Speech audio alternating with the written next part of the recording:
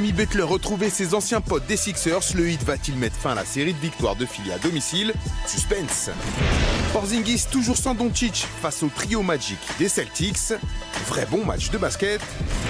Toronto-Détroit avec Kyle Lowry qui voit triple et Siakam qui garde le sourire en toutes circonstances.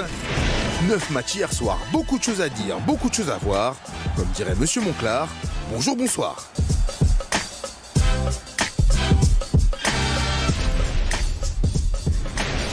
Bonjour à tous et bonjour à toutes. Il l'avait pas trop là, ça rime adieu. Mais on va revenir quand même sur les 9 matchs de la nuit dernière et notamment sur le choc entre les Sixers et le Heat. Bonjour Chris Singleton et bonjour Xavier Mousson. Salut. Hello Bars. Et comme Chris il dit, hello everybody. Eh oui, il faudra que je lui le dise quand même un jour. Oui, c'est là, je suis là aujourd'hui. Bah oui, t'es là et on est bien content que tu sois là. Tu es là toute la semaine. C'est vrai, On fait perd bien quoi. Hein, on fait back to back. On va regarder tout de suite ce qui s'est passé lors du choc de la nuit dernière. C'était dans la conférence Est. Les Sixers, invaincus à la maison, accueillaient le Heat de Jimmy Butler, qui était amputé quand même de pas mal de joueurs et notamment de Goran Dragic. Ouais, ça devient traditionnel malheureusement l'absence de Goran Dragic. Mais bon, il y a ce retour effectivement de Jimmy Butler. Alors s'il est bien accueilli par la mascotte, beaucoup moins par le public dès qu'il touche le ballon. Il se fait bouer. Mais bon, c'est pas grave, le sauvetage. C'est de Noël tout ça. Hein. Bien sûr, de toute façon c'est vrai. Bam Adebayo dans un premier temps, puis on a la réaction ici de Tobias Harris. Le début de match, ça joue tranquillement et c'est plutôt à l'avantage des Sixers. C'est en deuxième quart-temps que Miami va faire un run et revenir, notamment grâce à, encore une fois, un magnifique jeu collectif. Hein. Ça change pas. C'est bien Miami. Hop. Fin de première mi-temps. Et renversement complet de situation puisque ce sont les Sixers qui sont derrière et ils n'ont plus le contrôle du match. Et il se passe des choses assez folles quand même. Quatrième quart-temps désormais. Miami toujours devant avec cet écart d'une bonne dizaine de points qui va rester. Bam Adebayo encore une fois. Toujours l'omniprésent Bam Adebayo qui on rappelle a quand même été élu joueur de la semaine. Enfin, la semaine dernière, c'est pas pour rien. Et on va finir enfin pour avoir un petit peu de Joel Embiid. On l'avait absolument pas vu du match. Mais on va expliquer pourquoi Tobias Harris a 3 points derrière. Les Sixers ne sont pas morts, il reste à peu près 2 minutes à jouer. Quoi, j'ai dit une connerie? Non, bon. J'entends pas ce que tu dis en fait. Ils sont pas... tu veux que je parle plus fort? Oui, articule. Joel Embiid ici, qui passe à l'intérieur, qui s'impose. Regarde, au-dessus de Bam Adebayo, Marie. Enlève l'oreillette, je te jure, t'entendras mieux. Hein. Et puis de l'autre côté, ce lancer franc raté, il y a 2 points d'écart, 10 secondes à jouer. Ben Simmons... À 3 points? Non. Non, j'ai failli dire, mais non. Mais il aurait pu y aller comme ça. Oui, mais non. Et puis derrière, rien du tout. Alors Ford est en échec. D'ailleurs, il y aura un petit lancer, 2 d'ailleurs lancés, histoire de dire. Et finalement, le score final est de 108-104. Avec un Kendrick Nunn qui termine encore une fois meilleur marqueur pour le Heat. Un Bam Adebayo un petit peu moins présent dans toutes les catégories statistiques. Mais ces 23 points ont fait énormément de bien. Non, le meilleur joueur du match, ce n'est pas Jimmy Butler. C'est encore une fois le collectif du Heat qui a fait une belle différence. Et première défaite à domicile de la saison pour les Sixers. Il n'y a plus d'équipe invaincue à domicile. Il est resté sur 14 victoires de suite à la maison. Les Sixers battus donc par le Heat. Et hier soir, on voulait revenir avec vous, Chris, sur la dernière action. Ce dernier ballon très chaud pour les Sixers qui avaient l'occasion peut-être de gagner ou au moins d'égaliser. Après donc ce lancer franc manqué et ce rebond. Ben Simmons, il ne peut pas aller au bout? Oui, il y a toujours les deux écoles, mais c'est bien défendu quand même par Kendrick Nunn qui lui bloque le passage. Et je pense que Simmons avait l'idée d'y aller parce que quand tu es à domicile, tu cherches une prolongation au lieu de chercher un dernier shoot à 3 points. Donc non, je pense que c'est plutôt la bonne défense qui a obligé à prendre ce choix-là. Belle prise de la part du Heat qui met encore fin à une invincibilité à domicile. C'est pas la première fois de la saison que Miami réussit ce coup-là. Hier soir, ils mettent donc fin à l'invincibilité des Sixers après leurs 14 victoires de suite. Le 4 décembre dernier, ils avaient mis fin à l'invincibilité des Raptors avec 9 victoires de suite. Décidément, il ne fait pas bon d'inviter le Heat à la maison. Non, mais je pense qu'à un moment donné, on va dire que le Miami Heat, ils ont une très bonne équipe de basket. Il est bien coaché, ils ont des plans différents. Et encore une fois, on a vu... C'est bien scouté. On a vu défensivement, on a parlé un petit peu hier, mais défense de zone. Ouais. Bonne défense de zone, pas une mauvaise, voilà, qui est très mobile, très bien articulée. Après, si vous n'avez pas les dresses, vous crachez dessus.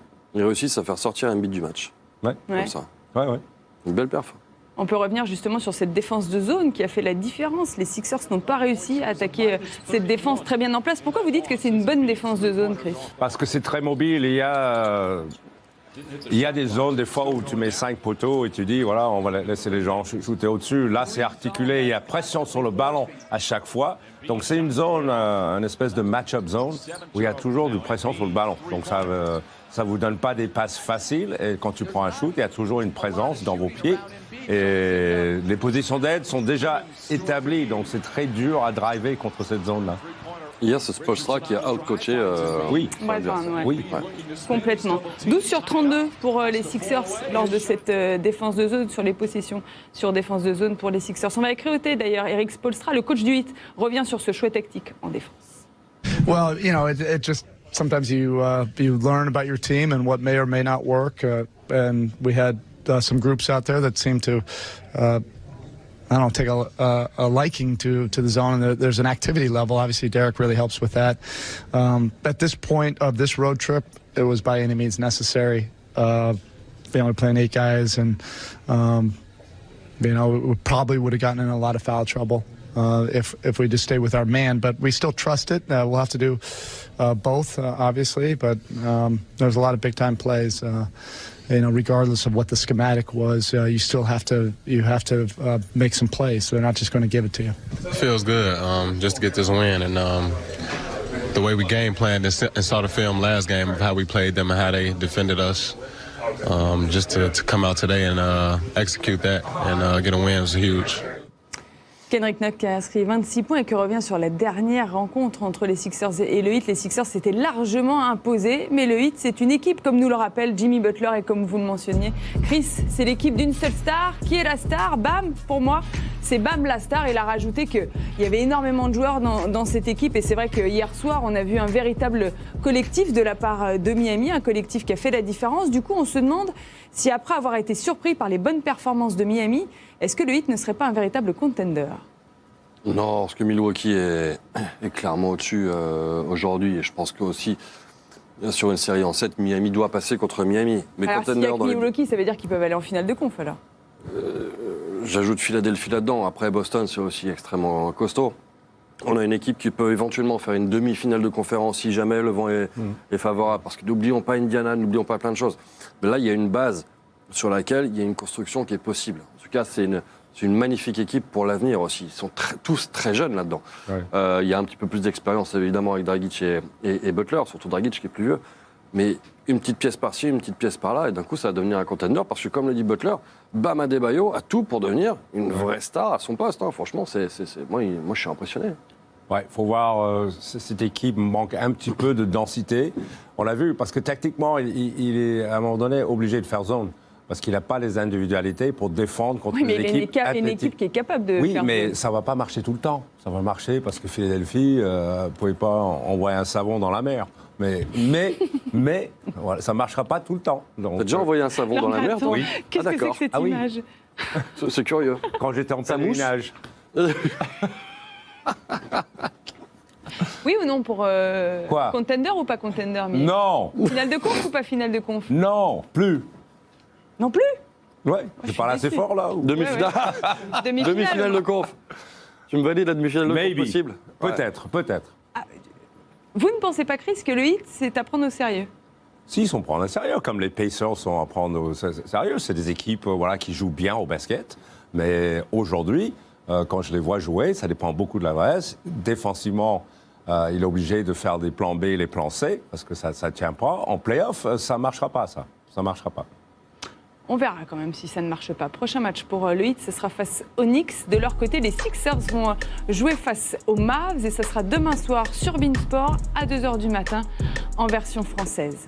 On va parler des Mavs d'ailleurs. Les Mavs étaient opposés la nuit dernière aux Celtics, une équipe également du haut de cette conférence Est. Vous le savez, Luka Doncic s'est blessé à la cheville justement face à Miami ce week-end. Et Luka Doncic, il est déjà à l'échauffement.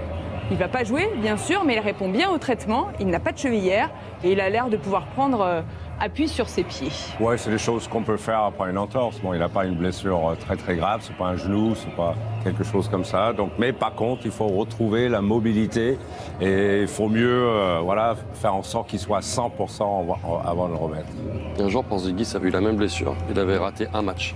Ouais. Ah ouais. Et la première chose qui était sortie, le tout premier bilan qui était sorti, c'est un match sûr, après on verra. Là, il y a 2 semaines. En cas d'urgence, ouais, c'est 2 semaines. Mais 2 semaines maxi, hein, il sera revenu. Si vraiment il y a besoin, il reviendra avant. Mais honnêtement, il y a un road trip qui est difficile. Ouais. Maintenant, bon, pour l'instant, tout va très bien pour eux. Ils peuvent se passer. Enfin, il n'y a pas de risque à prendre en tout cas avec Doncic. Pas de Gordon Hayward à Boston hier soir. Non, effectivement. Mais Kemba Walker était bien là. Le Unicorn était là aussi.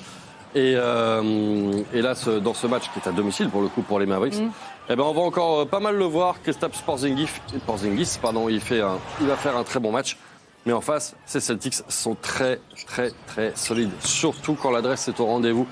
Comme ici, avec Kemba Walker, on arrive en deuxième quart-temps avec un match très serré entre ces deux équipes. Un match qu'on a pu suivre donc ce matin ou la nuit dernière. Et honnêtement, pendant longtemps, c'était très, très indécis. Ici, l'avantage de taille pour Jason Tatum qui en profite bien. Dallas est devant, mais seulement d'une possession. On va en troisième quart-temps. Toujours une petite possession d'avance. Jusque-là, du moins. Parce qu'encore une fois, ça vient tomber dedans. Jaylen Brown sur Jalen Brunson ici, depuis la ligne des lancers. Pas de souci pour Jaylen Brown. Cette fois, c'est Dallas qui est en galère. Alors, il faut... Pas mal. Kristaps Porzingis, évidemment, c'est lui le leader en l'absence de Luka Doncic et il répond parfaitement présent. Il aura des bonnes stats à la fin du match. Et puis petit à petit, c'est Boston qui va prendre les commandes avec Jason Tatum. Il reste à peu près 6 minutes à jouer en quatrième quart-temps. Il y a un écart qui se creuse et qui va se creuser de plus en plus ici avec Kemba Walker. Magnifique shoot à 3 points. Plus 12. Mais il va y avoir quand même une petite tentative de rallye avec Seth Curry ici qui envoie à 3 points. Et on ne sait jamais, 9 points à 2 minutes de la fin du match, c'est complètement jouable.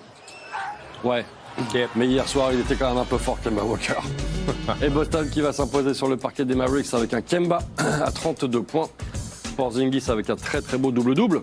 Pour lui, encore une fois, un Seth Curry qui répond présent. C'est déjà lui qui avait été très, très bon sur le match précédent sans Luka Doncic.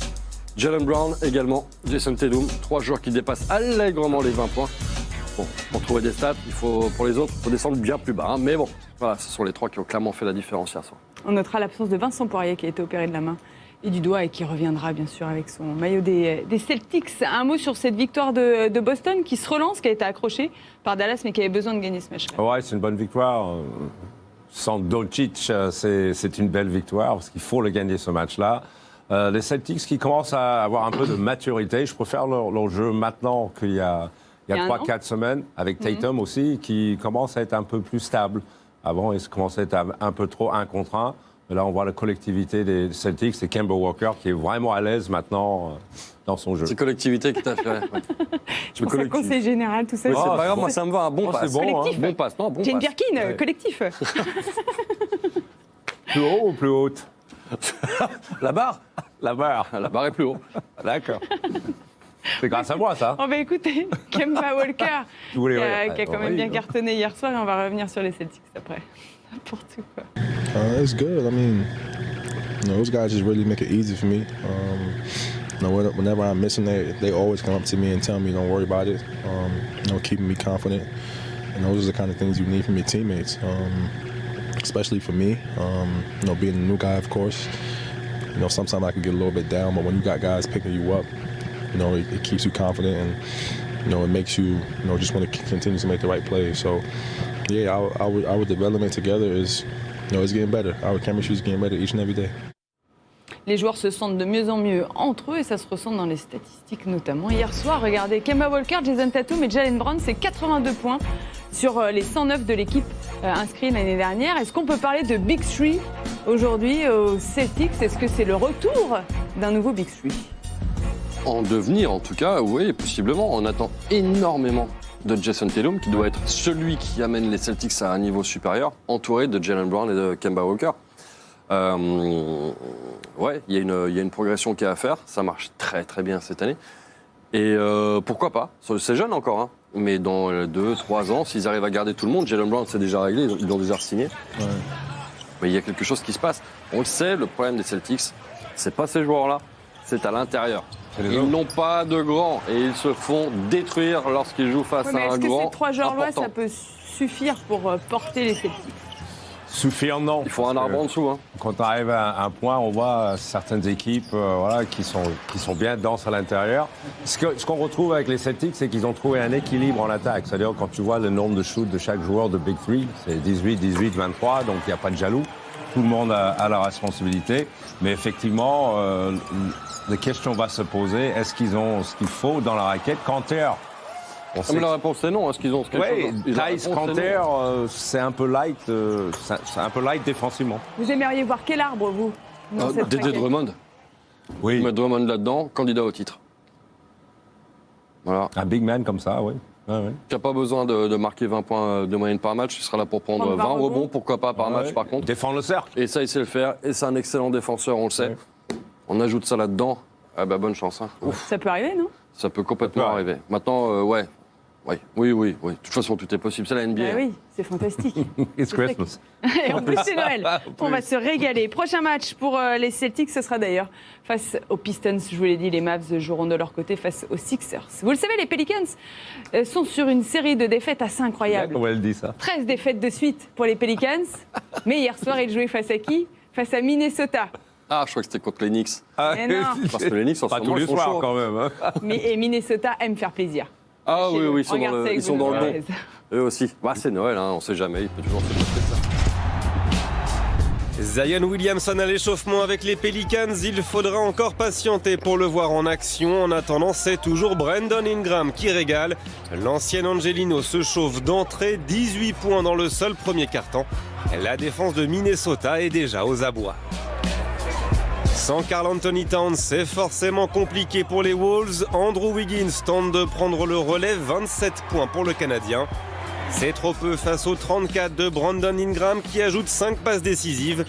Ici pour Josh Hart, puis Jackson Hayes, le rookie qui a déjà ravagé pas mal d'arceaux cette saison. Sensation à Minneapolis, les Pelicans gagnent un match, le premier depuis quasiment un mois, après 13 défaites consécutives.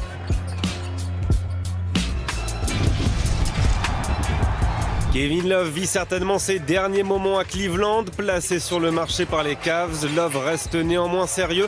16 points, 14 rebonds et 7 passes face à Charlotte. Cleveland propose du beau basket. Kevin Porter Jr. a décidément un très gros jump. Le ballon circule bien chez les Cavs. Extra pass to Love. 3 on the way. Hey! Knocks it down. That's how you move it.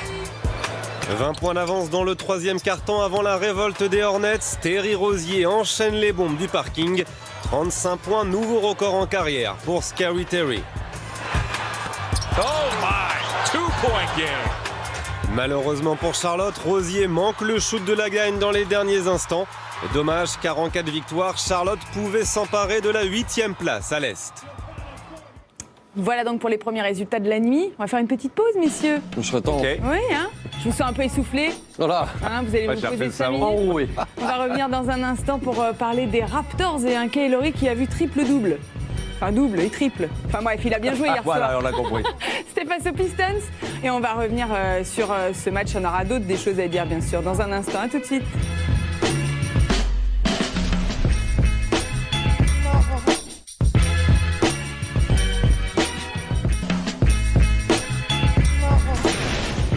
Il est 13h06, on est en direct sur Beansport comme tous les jours dans NBA Extra. Aujourd'hui, c'est Chris Singleton et Xavier Vaution qui débriefent avec nous les rencontres de la nuit dernière. On est revenu sur la belle victoire de Miami et le beau succès des Celtics. On va enchaîner dans un instant avec le match entre les Raptors et les Pistons. On s'intéresse toujours, vous le savez, au haut de la conférence Est. Mais avant cela, on voulait revenir sur l'information de la journée d'hier. David Blatt est de retour en NBA. Il ne va plus coacher, vous le savez, mais il a été embauché en tant que consultant d'Enix. On le voit ici en grande discussion avec Scott Perry, le GM de la franchise, et Steve Mills, le président. David Blatt a entraîné en NBA, c'était avec les Cavs, vous vous en souvenez. Il a entraîné cette année l'Olympiakos, il a mis un terme à ses fonctions puisqu'il est touché d'une sclérose en plaques. Mais David Blatt va apporter des conseils aux Knicks qui ont viré leur entraîneur il n'y a pas si longtemps. Que peut apporter un tel technicien, Chris ? C'est très compliqué parce que bon, il a fréquenté une bonne époque à Cleveland. Au niveau NBA, il n'a pas tant d'expérience que ça. Mais bon, il a beaucoup de relations, je crois. C'est quelqu'un qui connaît le basket quand même, non? Ah oui, il connaît le basket. De toute façon, on a vu, parce que vu la manière qu'il a entraîné en Europe, on sait qu'il connaît bien le basket. Bon, maintenant, l'NBA, c'est plus du relationnel, de scouting, des choses comme ça, donc il peut être important là-dedans. Il peut apporter au Knicks? Par rapport à ce qu'ils ont aujourd'hui, bien sûr. Ça, Oui, je suis pas inquiet là-dessus. C'est le plus européen des Américains. Il a certainement, je pense qu'il sait très bien comment.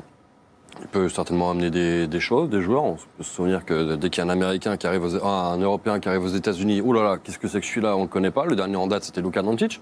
Ouais. Bon, je pense que lui le connaissait, et que si lui avait eu la possibilité de le prendre, il l'aurait pris tout de suite. C'est ça qu'il faut s'attendre aussi. Et les Knicks ont besoin de ça, d'une personne David comme lui? Blatt.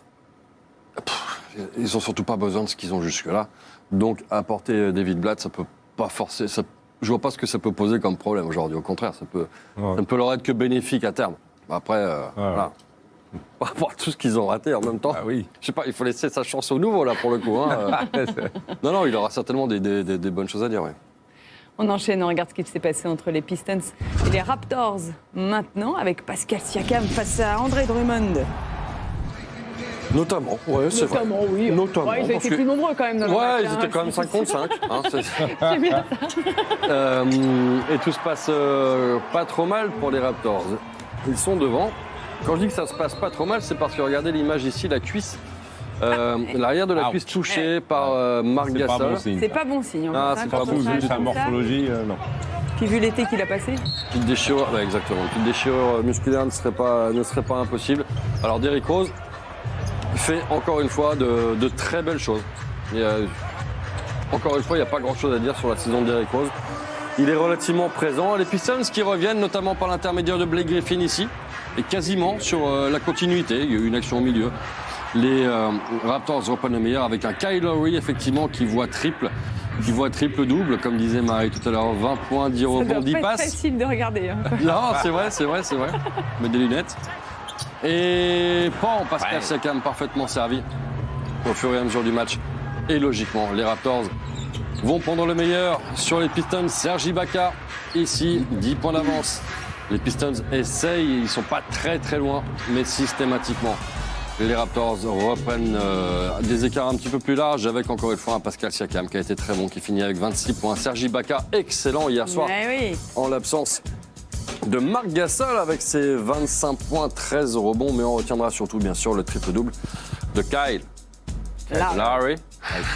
Kyle Lilou, comme on l'appelle chez nous au 6e étage. Belle victoire des Raptors qui signent leur 3e succès de suite. Oui, c'est les Pistons. On a l'impression, les Pistons, c'est une équipe qui vont nulle part. Voilà, de temps en temps, ils sortent un match, mais bon, c'est une équipe compliquée. Donc, encore une fois, une victoire de nécessité par les Raptors.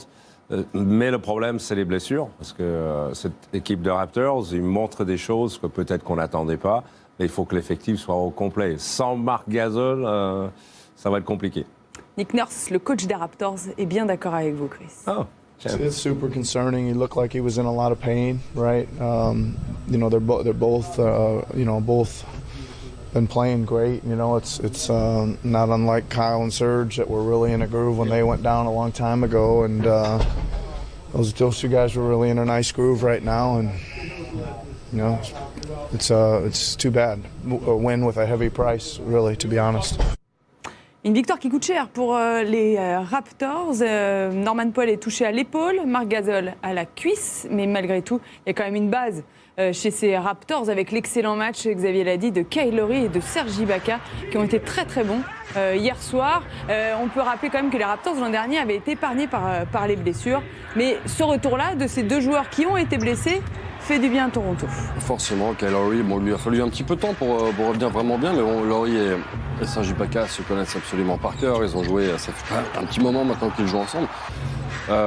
C'est pas mal. Maintenant, c'est vrai que ça va manquer de plus en plus de profondeur là d'un coup. Van Vliet, j'imagine, va arriver dans le 5. Ibaka aussi. Bon, oui, des heures seront un peu plus difficiles bientôt à Toronto. Bon, ils reviendront. Il manque Van Vliet aussi. Oui, Van Vliet. C'est un joueur très important dans leur schéma. Il va revenir. Donc ils ont besoin de Kyle Lowry à ce niveau-là. Ça fait un peu le facteur X de cette équipe, toujours. Et encore plus, je dirais maintenant que Kawhi Leonard est parti. Je pense que Toronto ira aussi loin que Kylori peut les amener. Il faut que tout le monde se revienne, hein, puisque les Raptors vont jouer face aux Celtics, on le rappelle. Ce sera le jour de Noël et puis ils vont jouer aussi face aux Mavs. Ça, ce sera dimanche en direct sur beIN Sport. Ce sera le Sunday Night Live avec Rémi et toute la bande. 21h15 sur beIN Sport 1. On reste dans l'Est avec le match entre les Bulls et les Wizards. Markkanen face à Bradley Beal. Un match plein de suspense et de remontada. Oui, c'est exactement pour ça qu'on va en parler, parce que c'était un sacré match, ce Washington-Chicago. Et il peut nous arriver de voir des choses intéressantes avec Washington parfois. Ouais. Oui, ça peut arriver. Oui, avec les Bulls aussi, d'ailleurs. Avec les Bulls aussi, mais c'est vrai que les résultats des Bulls sont moins mauvais que ceux des Wizards. Lauri Markkanen ici, qui répondait à Troy Brown juste avant. Ça, c'est et évidemment, Zach Lavine marque ici. Et on a un match extrêmement serré. On passe directement aux 5 dernières secondes, parce qu'il y a la balle de match. Elle est dans les mains de Bradley Beal. C'est son shoot. Ah oui. C'est son spot. C'est parfait. 98-96, 5/10 à jouer. Et là, l'impossible, mais l'improbable, le total improbable va se passer. Et il va y avoir le coup de sifflet. Mais non, il m'a poussé. Alors, il voulait qu'il y ait révision vidéo. Le problème, c'est qu'il n'y a plus de temps mort. Donc, pas de révision vidéo possible. Et donc, les lancers seront marqués par Zach Lavine, qui donc, à 5/10 de la fin du match, va égaliser à 98 partout. Chicago avait perdu le match. Eh ben non, ils vont quand même finir en prolongation. Ils vont quand même pas réussir à gagner. Bah tiens, je te le dis. Incroyable fin de match. Attention, c'est pas fini. Hein. Il reste 2 secondes, il va nous la refaire. Bradley Beal, short. Quelle course cette fois-ci. Ouais, c'est dur. Hein. Terrible défaite pour Washington. Franchement, celle-là, elle est vraiment dure. Le match, il l'avait gagné. Eh ben non.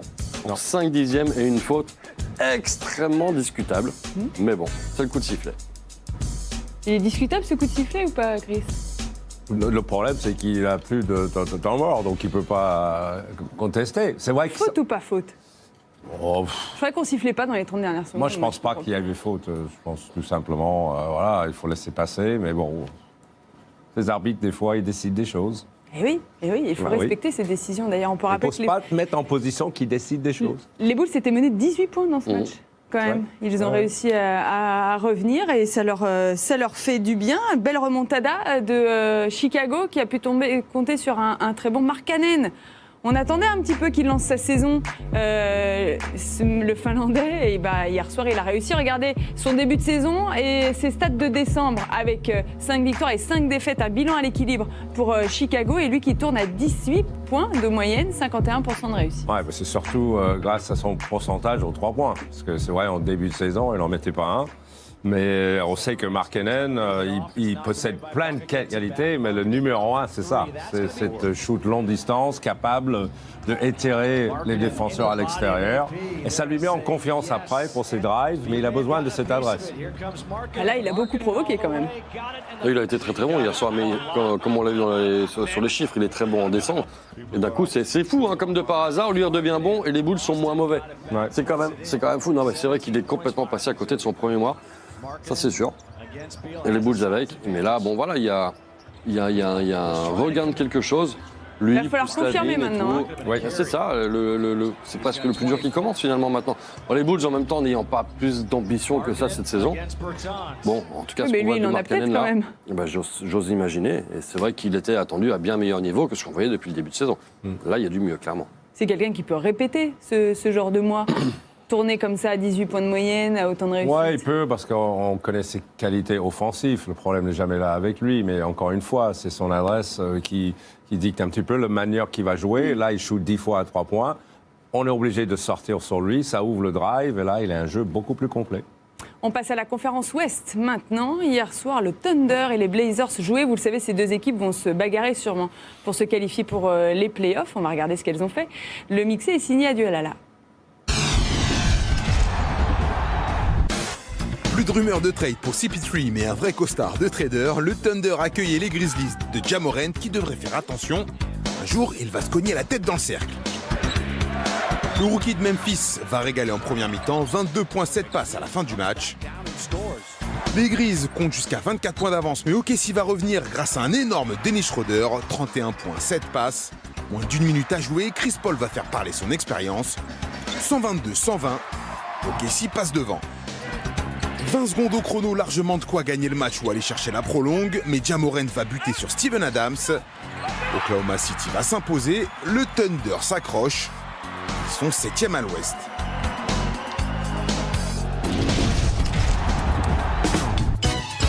It's Dame time. Autant vous le dire tout de suite, Damian Lillard va faire un gros match. Le meneur de Portland va finir avec 31 points et 13 passes décisives, record de sa saison. En face, D'Angelo Russell va bien tenter de résister, avec ses 26 points et 7 passes. Mais hier, les Blazers étaient beaucoup trop forts. CJ McCollum inscrit 30 points, Carmelo Anthony 17, Hassan Whiteside 16 avec 23 rebonds. Portland réalise un match sérieux et remonte petit à petit à l'ouest. Les Warriors, eux, enchaînent leur 5e défaite de suite. Ils vont jouer face à Minnesota, puis la série va s'arrêter. Je plaisante. La dernière rencontre de la soirée opposait les Nuggets au Magic. Les Nuggets de Nikola Jokic et de Jamal Murray qui vont plutôt pas mal ces derniers temps. En tout cas, il y a un petit peu de mieux. Ouais, avec 4 matchs à jouer à domicile. Ils ont gagné les 3 premiers et donc recevaient pour ce dernier match le Magic d'Orlando. Et effectivement, ça va se passer de manière assez bonne. Mais seulement au tout début. Parce qu'après, il va y avoir une déferlante de la part du Magic.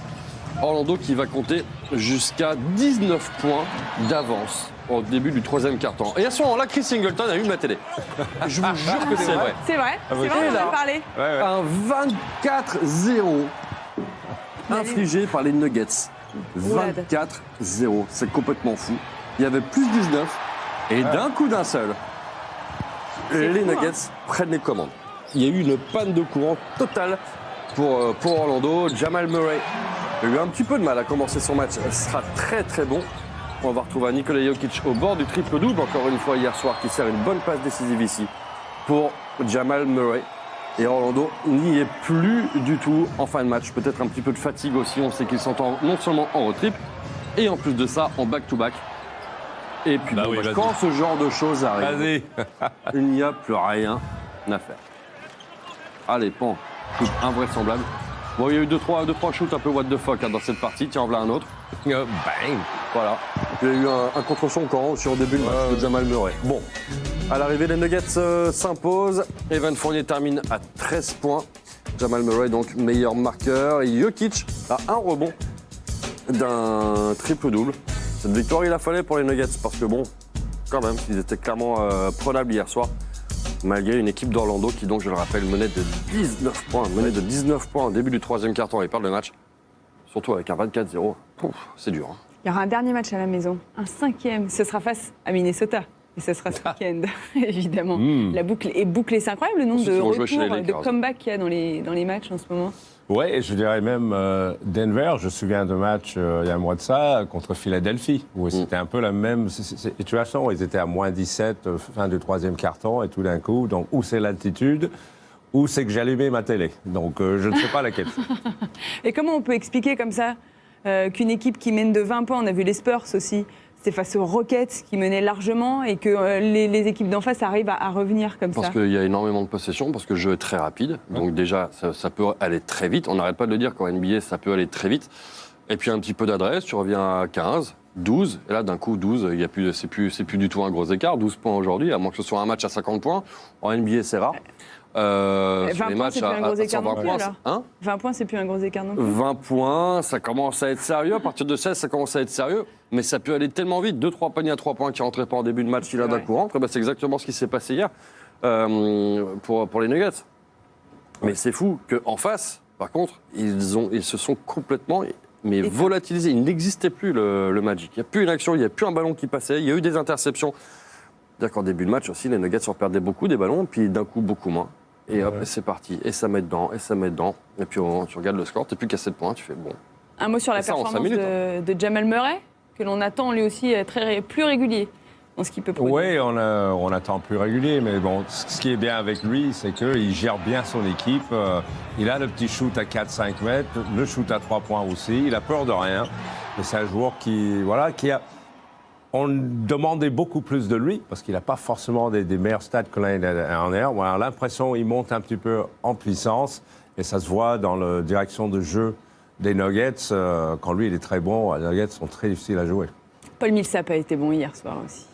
Paul Millsap, début du troisième quart-temps, tous les ballons passés par lui en première mi-temps, il met un point. Plus agressif.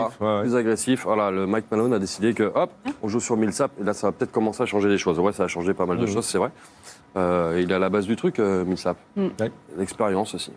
Jamal Murray a inscrit un CSC. Un panier contre son camp. Ah, on l'a ? Eh oui, on l'a Oh là évidemment. là. Ce sera dans Check Full demain. Regardez, c'est incroyable. Hop là. On se demande un peu comment il a réussi à mettre ce panier. On regarde. Il tape dedans. C'est marrant. Il veut éviter que le joueur du Magic le récupère. Même si tu veux faire exprès, tu peux pas. Ah bah c'est sûr.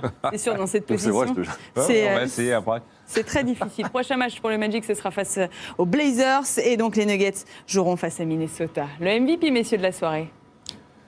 Ça doit être un meneur. Kemba ? Ah ouais. Ou Kemba, Jamal Murray, Lowry. Moi, ouais, pour les victoires. Selon toi, qui est Moi, je donnerai à Murray. Allez, Jamal Murray. Moi, je leur ai donné un joueur de Miami, moi. Mais là, j'ai pas de. Le problème, c'est qu'il Collectif. fait vraiment. Non, il a mis 26 points. Allez, Kendrick Nunn. Bah non, ce sera Kemba Skywalker. Bon. Parce qu'on était tellement contents. Quelqu'un était au de cinéma ça. hier, je vois. Ouais, bah, ils étaient nombreux au cinéma hier soir. Il a quand même mis 32 points, 9 sur 18, 5 sur 10, 5 rebonds, 3 passes. Et les Celtics se sont imposés face au match. Si vous voulez. Si vous voulez. Tu valides Mais ouais. les trois passes, ça pique quand même. Ouais, 3 passes pour un meneur, ça fait un peu mal. Attendez, il croque moins déjà. Hein, il a été très bon hier soir, il n'y a rien à dire. Il était bon. merci. Maintenant, les stats de Nunn, c'était Butler. Il l'aurait donné à Butler parce que c'est Butler. Voilà. Voilà. Ils sont comme ça. Oui, on est comme ça, C'est au idiot, 6e étage. Tel que ce soir, c'est le choc de Titan à vivre en direct sur Beansport. Cette nuit même, 2h du matin, version française sur Beansport 1. Los Angeles Lakers face aux Milwaukee Bucks. Ça, c'est lourd. Hein. Ça, c'est beau. Hein. C'est le match du début de saison. Ouais. Ah, ça va être fantastique. Problème réglé. Laquelle des deux équipes est la meilleure en ce moment ? Anthony Davis devrait jouer, j'imagine. J'espère qu'ils ne vont pas nous le pourrir, pourrir l'affiche en enlevant une de leurs vedettes. C'est possible. Hein. Les Clippers, en début de saison. Déjà, LeBron, à mon avis, il a envie de remettre les pendules à l'heure, non ? Trop tôt. Laquelle des deux équipes est la meilleure en ce moment ? Lakers. Merci. Je vais dire le box. J'adore les Lakers avec Davis, bien sûr. Ah bah oui, avec Davis, évidemment. Mais si tu me demandes qui gagne ce soir, je te dis les Bucks. Les Bucks avec le grec. Oui. Ah voilà. Oui. Salade tomate oignon. On rappelle que ces deux équipes ont perdu leur dernier match. Oui. Hein, voilà. Histoire de se mettre dans le contexte et qu'on débriefera bien sûr et les Lakers tout ça demain dans NBA Extra. N'oubliez pas que c'est sympa aussi de vivre ce genre de match la nuit en direct. Messieurs, rendez-vous demain pour la suite. Non, comment ça, samedi, non moi. Ok, bon, samedi. À demain. Ah ouais. Ah oui. Ah bon. Oui. Rendez-vous demain. On débriefera bien sûr le match entre les Bucks et les Lakers. Bonne journée à tous.